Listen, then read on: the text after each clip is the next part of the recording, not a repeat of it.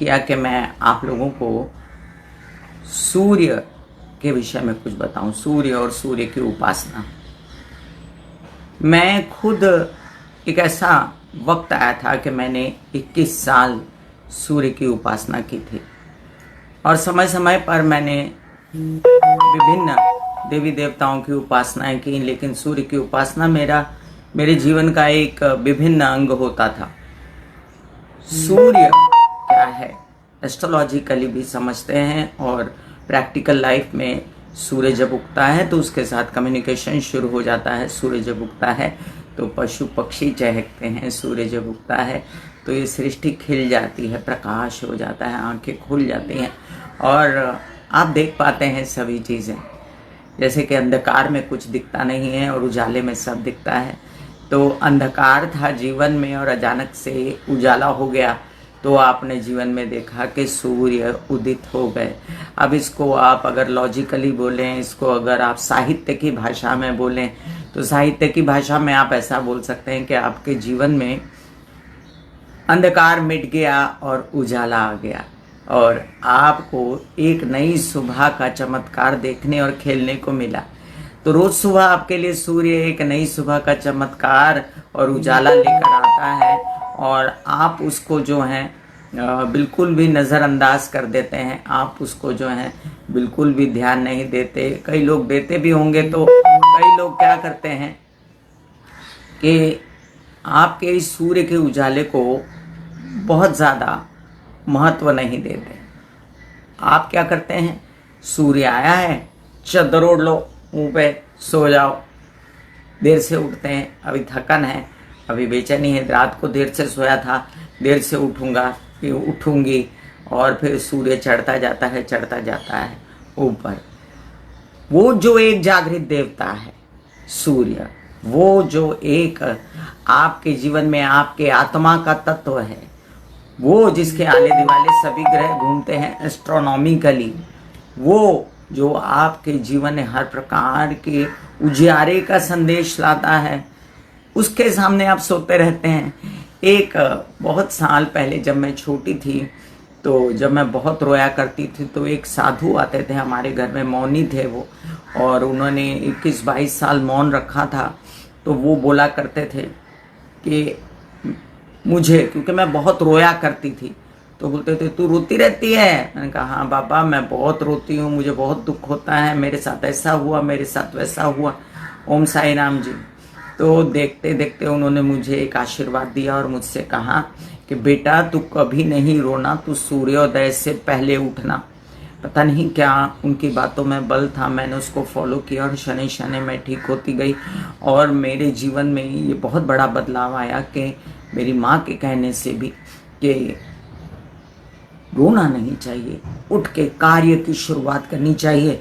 तो सूर्य आपको संदेशा देते हैं कि उठो और कार्य की शुरुआत करो। देखो पंछी दाना ढूंढने चला, देखो लोग निकले अपने अपने घरों से कार्य को चले। उस सूर्य की उपासना, उस सूर्य की आराधना, उसको जल देना और जल देने के साथ उसके 12 नाम बोलना, गायत्री की उपासना करना। 12 नाम कौन से? ओम विश्वानि देव सवितु दुरितानि परासुव यद भद्रम तन्नासुव। हे विश्व के सभी देवी देवताओं, मैं जब सूर्य के आगे हाथ फैलाकर खड़ी रहती हूँ तो ये मंत्र बोलती हूँ, ओम विश्वानि देव सवितु दुरितानि परासुव यद भद्रम तन्नासुव। हे विश्व के सभी देवी देवताओं, मेरे पास से सभी बुराइयां दूर हो जाएं और सभी अच्छाइयां मेरे पास आएं, सभी शुभ तत्व मेरे पास आएं, सभी सात्विक तत्व मेरे पास आएं और मेरे पास से सभी बुराइयां दूर हो जाएं। वो सूर्य तत्व जो आपके जीवन में इन ग्रहों का खेल लाते हैं, जो उसके साथ चिटके हुए हैं, उनमें से कोई भी तत्व आपके साथ बुरा नहीं कर सकता है अगर आपने सूर्य की उपासना की। सूर्य क्या है? सूर्य आपका आत्मा है। आत्मा क्या है? आपका जीवन है। आत्मा चली गई तो आपका जीवन चला गया, तो सूर्य चला गया तो आपका जीवन चला गया। सूर्य क्या है? आपके पिता हैं जो आत्मा देते हैं। सूर्य क्या है? आपके जीवन में प्रकाश है। अब ये सूर्य के 12 नाम बता रही थी मैं जल चढ़ाते समय। ओम मित्राय नमः, रवये नमः, सूर्याय नमः, भानवे नमः, खगाय नमः, प्रूष्णे नमः, हिरण्यगर्भाय नमः, मरीचिये नमः, आदित्याय नमः, सवित्रे नमः, अर्काय नमः, भास्कराय नमः, सूर्याय नमः, सूर्याय नमः, सूर्याय नमः। आप इस सूर्य के 12 नाम लेने से आश्वस्त हो जाते हो कि आपके ओर कोई नेगेटिविटी ना आए। आप सूर्य की गायत्री जपने से ओम भूर्भुवस्सुवः तत्सवितुर्वरेण्यं भर्गो देवस्य धीमहि धियो यो न प्रचोदयात्। आपने गायत्री की महिमा अवश्य सुनी होगी, मुझे विशेष प्रकार से बनाने की जरूरत नहीं है। और आप ये समझ लीजिए, सुनीता सेठी जी और यहाँ उपस्थित सभी लोग, जो मैं अचानक से आ जाती हूँ हमेशा लाइव और आपको एक धक्का देती हूँ कि काम नहीं करना ऑनलाइन, लेकिन ये समझ लीजिए कि आज मैं बताने आई हूँ सूर्य का महत्व।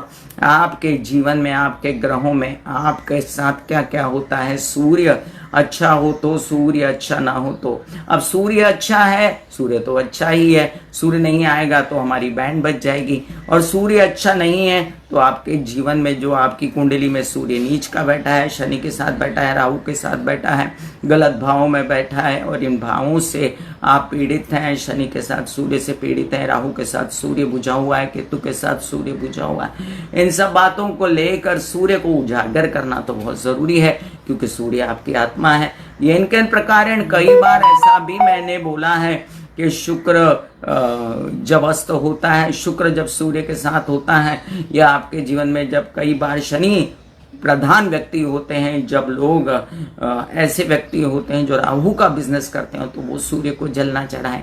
लेकिन मैं ये नहीं कहती कि आप सूर्य को जल नहीं चढ़ाएं तो सूर्य की रोशनी में भी ना बैठें।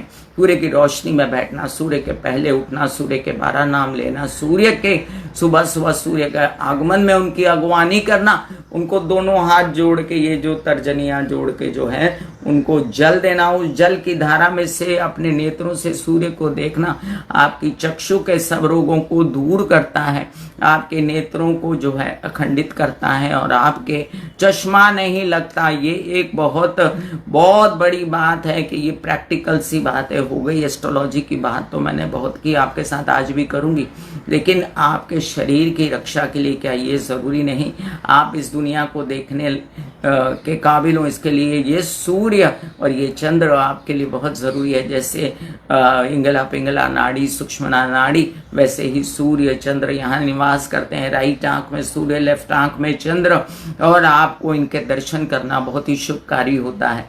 इसलिए उगते सूरज को प्रणाम करना चाहिए। उगते सूरज को प्रणाम क्यों करते हैं?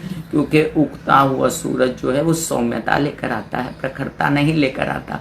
उगता हुआ सूर्य जो है वो सौम्य होकर आपके जीवन में प्रकाश भरता है बड़ी शांति से। प्रखर सूर्य के आगे भी आपको D3 मिलता है, आपको रोशनी मिलती है, आपको प्रभु तत्व मिलते हैं। लेकिन अब आपको मैं एक खेल बताती हूँ कि सूर्य के आगे बैठकर अगर आपने नित्य प्रति ओम का जाप किया तो आपकी सिद्धि हो जाती है। आप जो है सिर्फ इतना ही करें, सांस खींच के सूर्य की रोशनी में बैठ जाइए रोज सुबह। जो मानसिक रोगी हैं, जिनकी समाज में बड़ी बेइज्जती होती है, जिनकी इज्जत नहीं होती, जिनको लगता है मेरे परिवार में मेरे साथ लोग मेरी बेइज्जती करते हैं, उन लोगों को आपको बैठना चाहिए ऐसा सीधा और सांस खींच के बोलिए ओ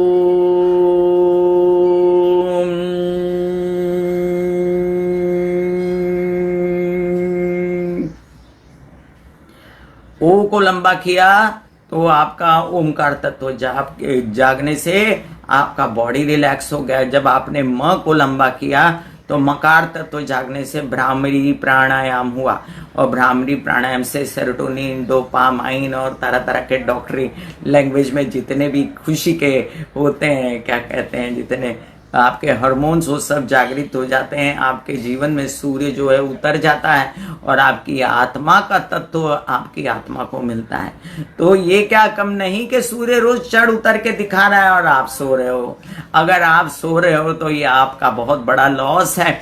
सूर्य क्या है आपकी बॉडी में? मैंने आत्म तत्व कहा, इसके साथ और भी बता दूं मैं आपको। सूर्य क्या है? आपका स्कल है, आपकी हड्डी है, आपका स्पाइन है, आपके दांत है, आपकी आंखें हैं, आपका D3 है, आपका कैल्शियम है। आपके जीवन में जितने भी रोग होते हैं, जैसे कि स्पॉन्डिलाइटिस, स्लिप डिस्क, D3 की कमी होना, कैल्शियम की कमी होना, या इन किन प्रकारेण आपको जो प्रॉब्लम्स होती हैं सरकारी कामों में, ध्यान से सुनिए, अगर कोई सरकारी कामों में अटके हुए हैं, जो केसेस में अटके हुए हैं, जो लोग परेशान हैं किसी बातों को लेकर, तो उनको सूर्य की आराधना करनी चाहिए। तो सूर्य तत्व की आराधना करने से सरकारी कामों से आपको इज्जत से मुक्ति मिलती है। ये भी याद रखें कि इज्जत से मुक्ति क्यों मिलेगी, इसलिए कि आपके प्रभाव, आपके विचार जो हैं वो सूर्य की तरह उजागर हो जाते हैं, और आपके विचार जब सूर्य की तरह उजागर हो जाते हैं तो लोग आपकी इज्जत करते हैं, आपकी बातों को सुनते हैं, आपको महत्व देते हैं कि नहीं ये बोल रहा है तो सही बोल रहा है, और फैसले आपके हक में आते हैं। लेकिन ये मन से करना चाहिए, ये नहीं कि आपने बहुत सारे पंडित बिठा दिए और कर दिया और अंदर से कलुषित ही रहे। तो कलुषित आत्मा को उजागर करने के लिए भी सूर्य की आराधना करनी चाहिए। जो लोग बहुत ईर्ष्या करते हैं, जो लोग बहुत जलते हैं लोगों से, और जो लोग बहुत ज्यादा दूसरों को देख देख कर अपना दूसरों का बुरा करते करते अपना ही बुरा कर लेते हैं, क्योंकि कहते हैं रेसिप्रोकेशन होता है, जो सृष्टि को दो वो सृष्टि आपको देती है। मैनिफेस्टेशन, जैसे अपने लिए अच्छा दिया जाता है, वैसे नानक बाबा कहते थे सरबत का भला, सरबत का भला, सरबत का भला, मतलब सबका भला तो उसमें मेरा भी भला। तो ये भाव जब जागता है आपकी इज्जत होती है। ये भाव कैसे जागता है? सूर्य की आराधना से। ये भाव कैसे जागता है? सृष्टि के भान से। ये सूर्य जो है ये मेरे जीवन में उजियारा लेकर आया है। आपकी कुंडली में सूर्य जो है अगर बैठे होते हैं नीच के, और सूर्य जो बैठे होते हैं शनि के साथ, सूर्य बैठे होते हैं राहु के साथ, तो बुझ जाते हैं, ऐसा कहा जाता है। बट सूर्य कभी नहीं बुझता, लेकिन सूर्य को ग्रहण जरूर लगता है।